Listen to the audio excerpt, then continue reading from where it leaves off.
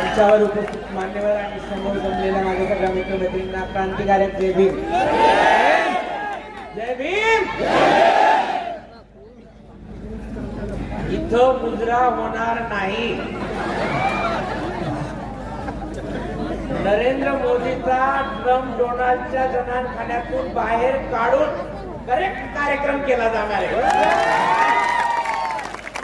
आम्ही देशाच्या संसदेत सरकार चालावी म्हणून नरेंद्र मोदीला निवडून दिलं होतं. नरेंद्र मोदी साहेब ट्रम्प साहेबाच्या जनानखान्यात जाऊन सरकार चालवायले. बरोबर. उद्या काय शिमगा. बरोबर. गावातला शोषित वंचित पीडित समुदाय उद्याच्या दिवशी गावातल्या सगळ्या प्रस्थापितांच्या विरोधात काय करतो. मी म्हणन नरेंद्र मोदीच्या नावानं तुम्ही काय करायचे.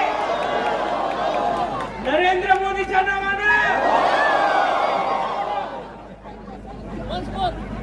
हा आवाज संसदेपर्यंत गेला पाहिजे. ही बॉम्ब संसदेपर्यंत गेली पाहिजे. कशी. नरेंद्र मोदीच्या नावानं.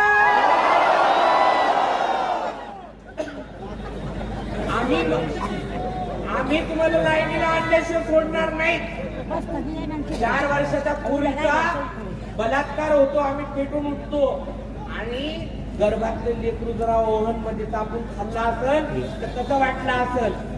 एखाद्या गावामध्ये कुंठणखाना असेल तर त्या गावात सोयरी घेत नाही कोणी. आणि हा नॅशनल कुंठणखाना चालवणाऱ्या लेकरांचं रक्तमास खाणाऱ्या भाडखाऊच्या माणसासोबत नरेंद्र मोदींनी संबंध ठेवलाच कसा. का तुम्हाला इस्रायलच्या पंतप्रधानाला खुश करायचं तर आपले देशदूत नव्हते का तिथं. परराष्ट्र मंत्री काय करत होते. त्यांना सल्ला विचारायचा. एखाद्या दलाल भडव्याकडे सल्ला मागायची नरेंद्र मोदीला वेळ का आली. तुम्ही विचार करणार आहात की नाही. आणि हे भाषण माझं वंचित बहुजन आघाडी किंवा समर्थन करणाऱ्या कुठल्याही कार्यकर्त्यासाठी नाहीये. हे भाषण माझं भाजपच्या लोकांसाठी आहे.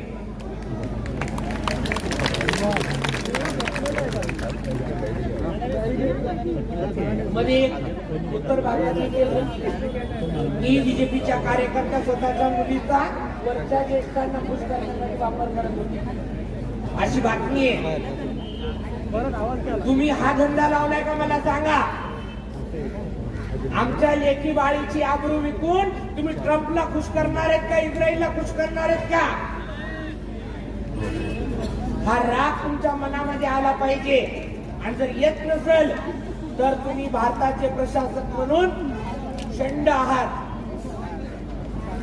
तुम्ही एक प्रेस देऊ शकत नाही. स्पष्टीकरण देऊ शकत नाही. तुमची लायकी नाही. नरेंद्र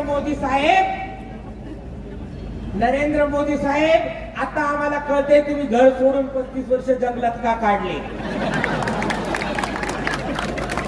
तुम्ही 35 वर्ष माणसात राहायच्या लायकीचेच नव्हते. तुम्ही एकाही परिस्थितीला फेस करू शकलेले नाहीयेत. जन्मापासून आतापर्यंत तुम्ही तुमच्या आयुष्यातल्या एकाही संघर्षाला तोड दिलेलं नाहीये. तुम्ही जर सच्चे असते तर एखाद्यानं प्रेस कॉन्फरन्स घेतली असती. समोर येऊन सांगितलं असतं अशानं गोष्ट अशी झाली म्हणून माझं नाव त्याच्यात आले. झालं बाबा चुकून. चुकून म्हणायची तुम्हाला सोय नाही. बरं यांचे जे नाचवणारे आहेत ते त्यांच्या तोंडावर म्हणाले त्याची आबरू काढू. काय ट्रम्प मोदीने माझा आवडता आहे म्हणे पण मी त्याचं राजकीय आयुष्य खराब करू शकतो म्हणून ते माझ्या म्हणण्याचा आदर करतात. हे कोण म्हणलंय. ट्रम्प म्हणले का नाही. या ट्रम्पचा ड्रमच फोडला असता मी जर मोदी असते तर.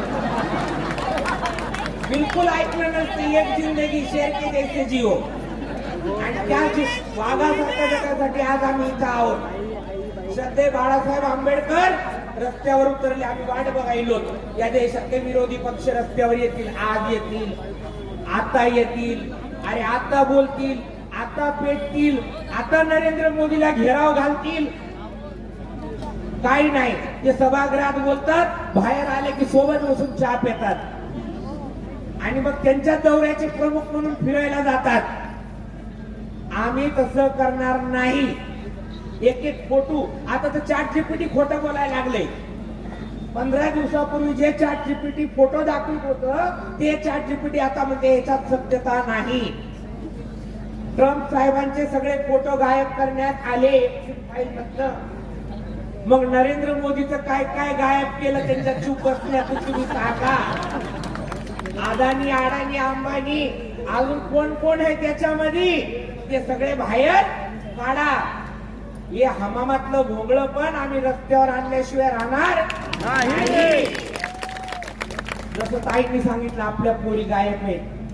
आपल्या इथं कुठं चालू आहे की काय, त्याची कित्येक उदाहरणे. कित्येक पोरींचे डायरेक्ट बाप मारून टाकले, बलात्काराची कंप्लेंट करायला गेलेल्याचे. हे सगळं खपवलं जाणार नाही, बिलकुल नाही. वंचित बहुजन आघाडी आहे, श्रद्धेय बाळासाहेब आंबेडकर आहेत आणि आंबेडकरी विचार जोपर्यंत आहे तोपर्यंत मोदीच्या नावानं